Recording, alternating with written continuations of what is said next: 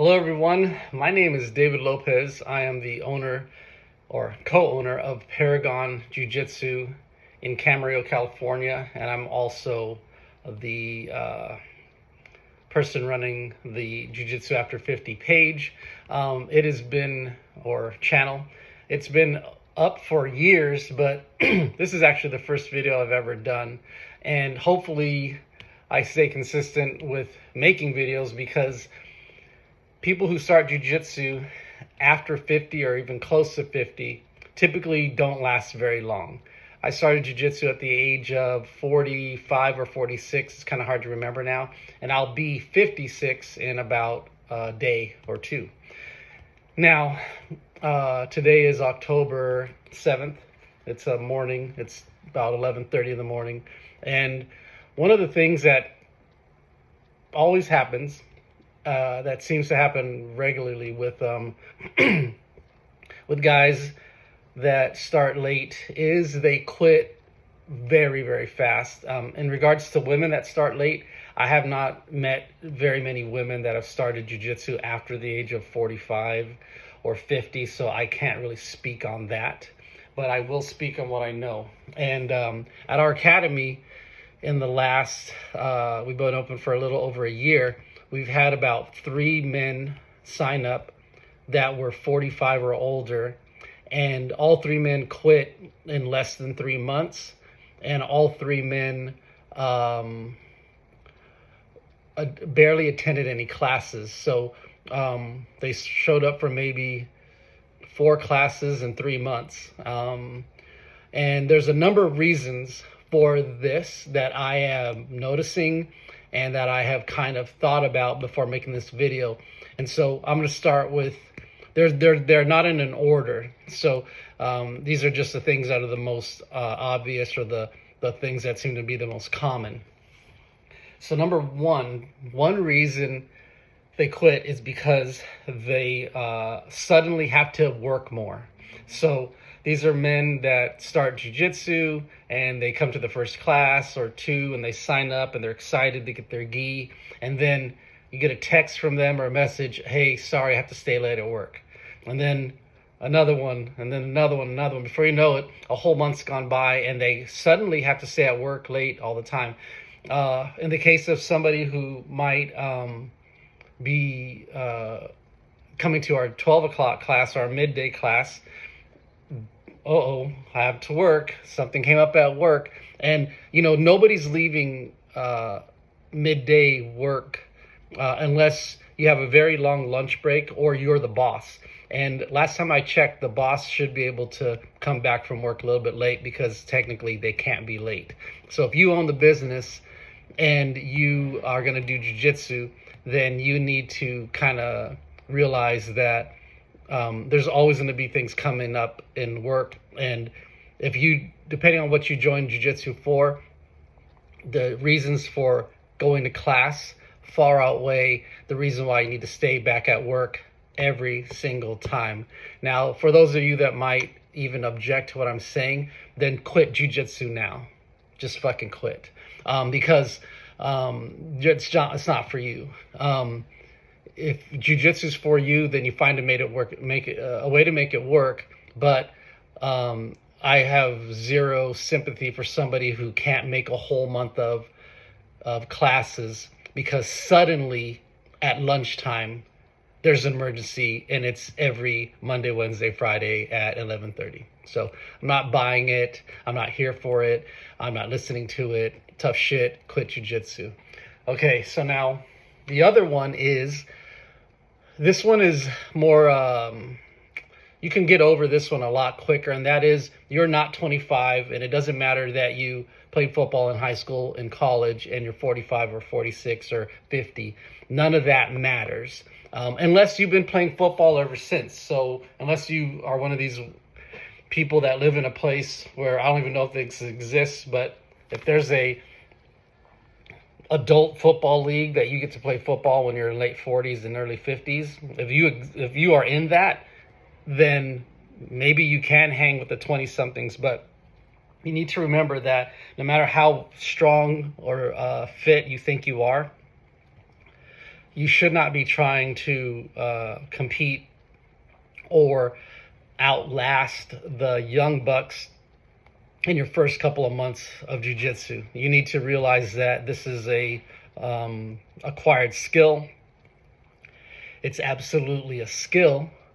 It's not about being brutal or using all your strength, because trust me, if you are a 5'10", 6 foot tall, well muscled, lean 52-year-old guy, and you run into a well muscled, lean 52-year-old guy who's a purple belt in jiu-jitsu, you have zero chance. If you meet your physical equal person, but they've been doing jiu-jitsu for 6 or 7 or 8 years or 5 years or 3 years or even a year and a half, if they're your physical equal and they know jiu-jitsu, you're not going to beat them. It's going to take you quite a while to catch up. And it's going to take you hours and hours and hours of homework and practice and open mats and all that stuff to catch up to them. So understand that you are the new kid on the block. Don't get wrapped up in whether or not you're going to beat this guy or ragdoll this young 130-pound dude. Trust me, the young 130-pound blue and purple belt who's 24 years old is going to work you. And there's really nothing you could do about it unless you start throwing punches or doing things that are not, part of jiu-jitsu. So make sure that you check your ego and your age at the door. You check your muscularity at the door and get there to learn and be patient, because a lot of that just isn't going to count. Now that leads into the third one. Hopefully I'm staying on track here. And that is, if you are an out of shape, late 40s, early 50s man or woman that comes into jiu-jitsu, jiu-jitsu will not replace your lack of physical activity. In other words, jiu-jitsu is not going to make you fit. It's not. There's a lot of videos that talk about join it for fitness and all this stuff. It will help you express your fitness, but if you come in and you are, just coming right off of the couch, you just have not been doing much of anything, you're out of shape, you're not running, you're not jumping rope, you're not on a rowing machine, you're not lifting weights, barbells, kettlebells, dumbbells, anything like that. If you're coming off of a sedentary lifestyle, jiu-jitsu isn't going to fix it. What you must do is you must start lifting weights, and here's why. When you are doing jiu-jitsu, especially for the first few months, if you're in the right academy, you're not really rolling 100%, and you shouldn't really be rolling or sparring 100%, because you're probably going to get hurt, and then your jiu-jitsu journey gets interrupted, and then before you know it, you quit.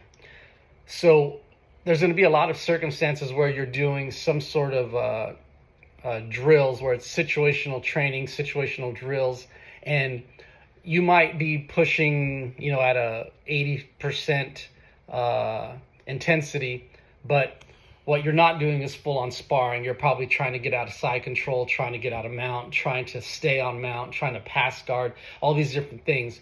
But what you're not doing is going 100%. And because, class is usually structured where it could be an hour and a half long class, you have about 15, 20 minutes of warm-up. You might have another half hour, 45 minutes of instruction, and then the last 20 minutes, half hour or so, whatever's left, is rolling.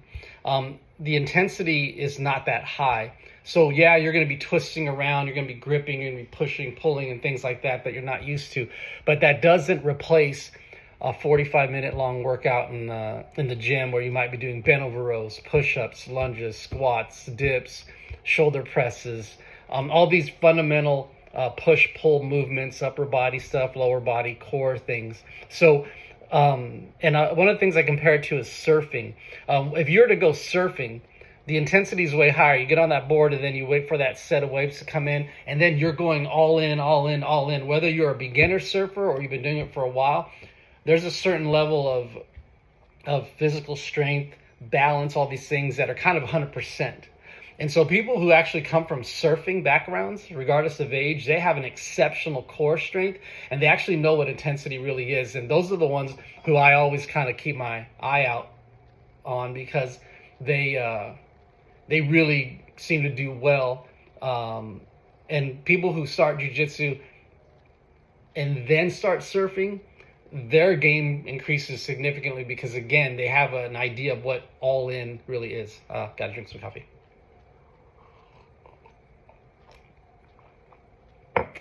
So know this, at the very least, you should probably start incorporating push-ups, squats, lunges, crunches. Maybe find a gym that has an assisted pull-up bar and dip station.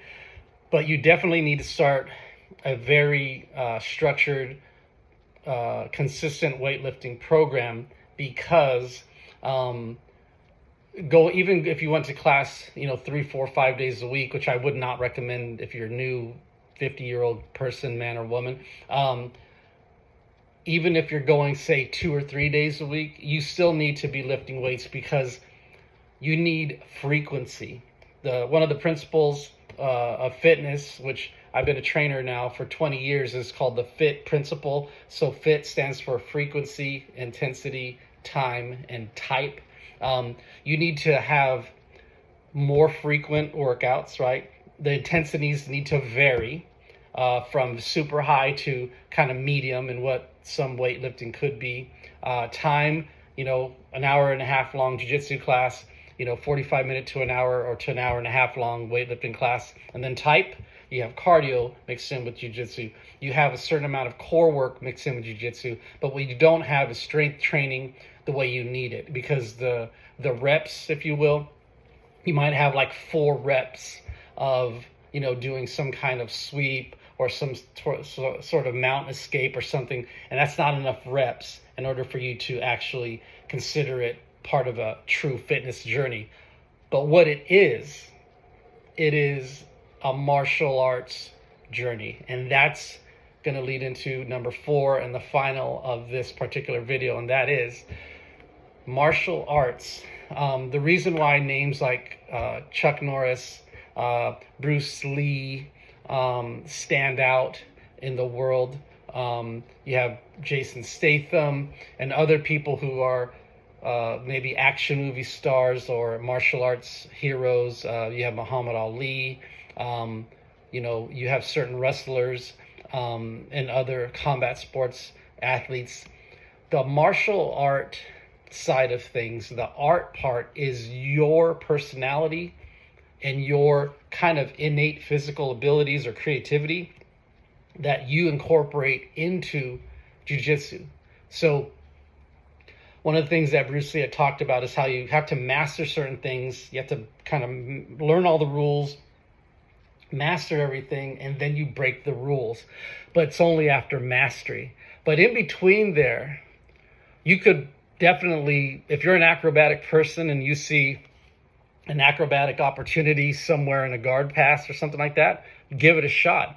If you have explosive physical strength and you see, I do a lot of clean and jerks. I do a lot of clean and press already.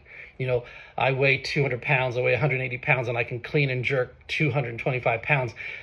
On a single leg takedown, when you get underneath somebody and you can elevate, use that. That's your art. If you're kind of bendy, and not too bendy, because that's a whole nother video, but if you're kind of bendy and have good flexibility, maybe your flexibility is how you apply your art part to your jiu-jitsu.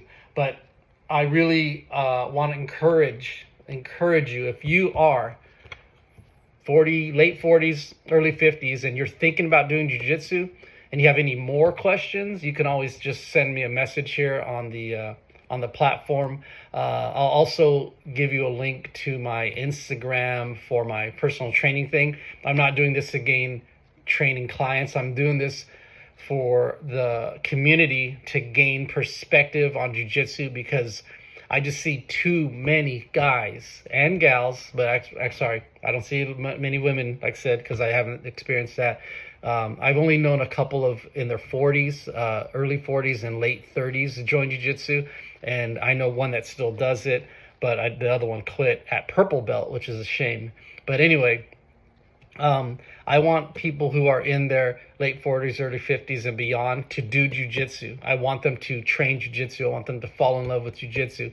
A lot of us are maybe close to being grandparents by now, and if you've never had to be in a situation where you're defending yourself, if you never walked down that path, and you have a little one with you now, you got a grandchild that maybe you might have to be aware, you might find yourself in a situation where things get a little bit precarious. It's not about full on getting into a big old fist fight with your grandchild there, but it is about being aware and being formidable. And the look in somebody's eyes that are formidable tells the whole world a little story about their background. And jiu-jitsu will give you that after about it could be 3 months, it could be a little bit longer.